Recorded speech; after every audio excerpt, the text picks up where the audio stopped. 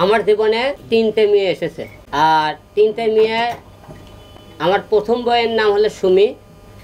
আমার সেই পক্ষে 2টে মেয়ে একটা ছেলে আছে। এবং 2016 সালে আমার পারিবারিকভাবে সুমির সাথে একবার গণ্ডগোল হওয়ার পরে তারা মামলা করে ফ্যামিলি থেকে, তারপরে আমি সেখানে কিছুদিন জেলখানায় ছিলাম। সেখান থেকে বাড়ানোর পরে 3টে সন্তানের মুখের দিকে তাকে আমি আবার সংসার করি। আমার মায়ের সাথে আমার প্রথম বয়স সুমির ক্যাসাল গণ্ডগোল হয়, মন মানুষ দেখতে ঝগড়া হয় না, বউ শাশুড়ি।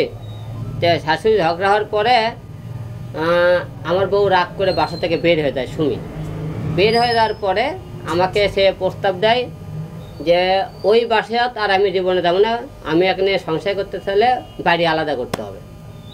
আমি ঠিক আছে, তাহলে মা করলে ঠিক আছে, সন্তান আছে যেহেতু ছেড়ে দেওয়ার দরকার নেই, তুমি বাড়ি করো। আমার যে পুরাতন বাড়ির সাথে আর একটা বাড়ি করে বউরা আপনার সবাই দেন, ডুপ্লেক্স একটা বাড়ি করতেছে আপনারা, পরে 2 বছর ধরে সেই বাড়ির কাজ চলতেছে। চলার পরে আমার বউ যে মনে করেন ভিতরে যে আরেক যে শয়তানি, আমি এটা বুঝতে পারি 2 বছর সময় আমার থেকে কেন বাড়ি করতে বলছে আমাকে। হুট করে তো চাইলে বাড়ি করতে পারবো না, সময় লাগবে। সে ছই দিয়ে একটা প্রবাসী একটা ছেলেকে সে মনে করে প্রেম করে 2 বছর সে বিয়ে করলো। আমাকে 2 বছর বাড়ির কথা কয়ে সে বাড়ি কমপ্লিট হয়ে যাওয়ার পরে আমার ছেলে সন্তান বাবা মা যারা আছে সবাই অনেকভাবে চেষ্টা করছে তাকে আনার জন্য, সে আর আসেনি। সে অন্য জায়গায় বিয়ে মনে করেন প্রেমে যে পড়ছে আমরা জানি না, পরে বিয়ে করেছে, কিছুদিন আগে বিয়ে করতেছে। তারপরে সে মনে করে রেখে চলে গেল। আমরা পৃথিবীতে দেখছি অনেক জায়গার মা এমন একটা জিনিস, স্বামী ছেড়ে দেয় কিন্তু 3টে সন্তান ছেড়ে দেয়। আমার বউরা দেখেন 3টে বাচ্চার কথা ভাবে না ভেবে অন্য জায়গায় সে বিয়ে করল। আমি খারাপ হলে মনে করেন সে তো 3টে সন্তান লেমন করে খেতে পারতো, খাইল না। আচ্ছা জায়গা। এখন তারপরে আমার জীবনে আসলো কে, নুসরাত নামে একটা মেয়ের সাথে মডেল, তার সাথে পরিচয় হয়। পরিচয়ের পরে তার সাথে সে কিছুদিন প্রোগ্রাম করার পর তার বিয়ে হয়। বিয়ে হয়ে সংসার হয়েছে, কিন্তু ক্যাসাল গণ্ডগোল তার সাথে কিছু না। তারপরে মনে করেন আমরা কিছুদিন বিভিন্ন জায়গাতে স্টেজ প্রোগ্রাম করি, আমি আর নুসরাত করে দেওয়ার পরে প্রায় 2-2.5 লাখ টাকা আমাকে জড় হয় প্রোগ্রাম করে। রমজানের আগে পর্যন্ত আসার পরে নুসরাতের কিন্তু প্রথমে বিয়ে হয়েছিল, তার প্রথম পক্ষে একটা ছেলে সন্তান আছে। নুসরাতও বিবাহিত ছিল, একটা ছেলে আছে তার। এবং নুসরাতে বিয়ে হওয়ার পরে মনে করেন 8 বছর ধরে বাসায় যায় না। তারপরে সে বাসায় গেল।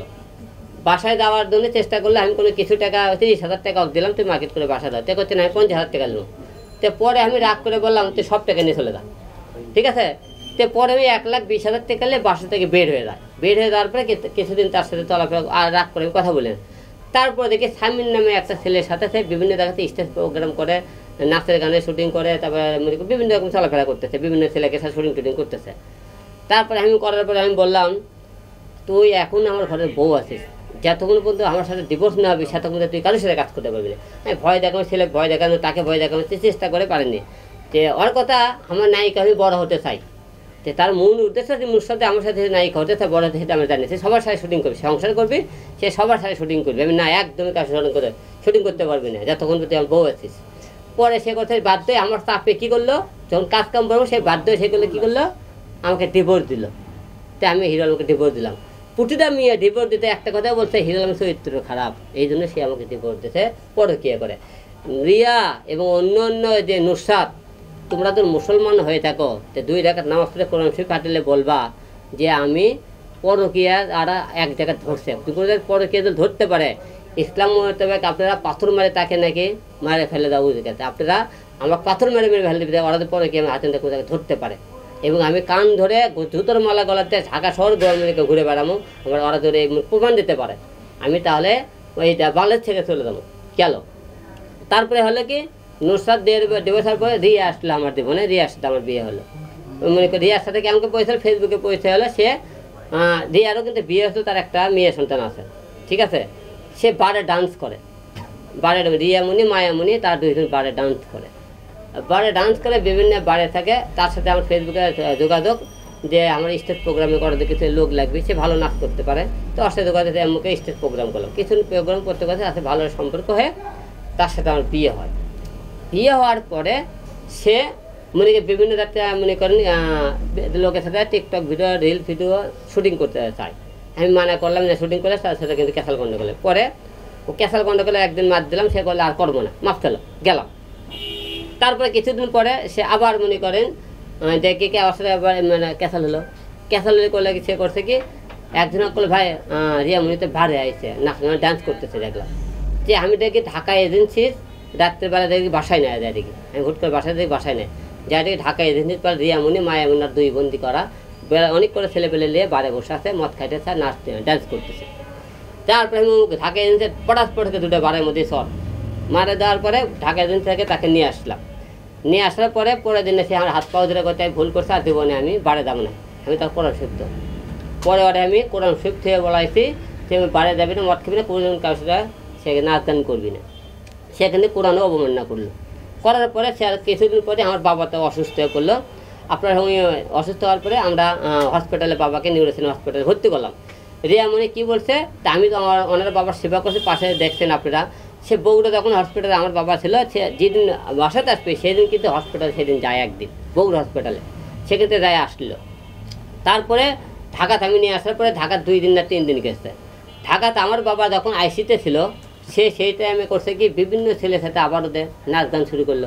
ওই করতে এই গানগুলো আমার আগেকার।